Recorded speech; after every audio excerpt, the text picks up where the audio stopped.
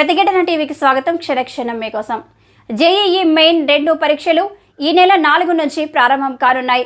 దేశవ్యాప్తంగా 291 నగరాల్లో 544 సెంటర్లో ఈ పరీక్షలు నిర్వహిస్తారు. ఈ నెల 12 వరకు జరిగే ఈ పరీక్షలకు మొత్తం 12 లక్షల మంది విద్యార్థులు హాజరు కానున్నారు.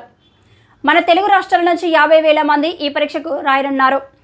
పరీక్షా సమయానికి 2 గంటల ముందుగానే అభ్యర్థులను పరీక్షా కేంద్రంలోకి పంపిస్తారు.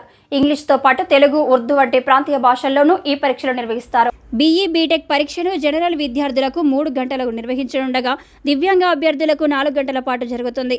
బీఆర్క్, బీ ప్లానింగ్ పరీక్షను సాధారణ విద్యార్థులకు 3.5 గంటల పాటు నిర్వహించనుండగా దివ్యాంగ అభ్యర్థులకు 4 గంటల 10 నిమిషాల పాటు కొనసాగనున్నది. ఇప్పటికే ఈ నెల 4, 5, 6 పరీక్షలకు హాజరయ్యే అభ్యర్థుల అడ్మిట్ కార్డులను ఎన్డీఏ విడుదల చేసింది. మిగతా వారి అడ్మిట్ కార్డులను త్వరలోనే విడుదల చేయనున్నది. జేఈఈ పరీక్షలు నిర్వహించే పట్టణాల జాబితా నుంచి రాష్ట్రంలోని 5 పట్టణాలను తొలగించారు.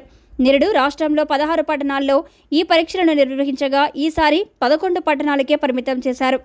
ఈసారి కరీంనగర్, ఖమ్మం, కొత్తగూడెం, మహబూబ్ నగర్, నల్గొండ, నిజామాబాద్, సిద్దిపేట, వరంగల్, సూర్యాపేట, హైదరాబాద్, సికింద్రాబాద్లోని పరీక్షా కేంద్రాల్లో పరీక్షలను నిర్వహిస్తారు.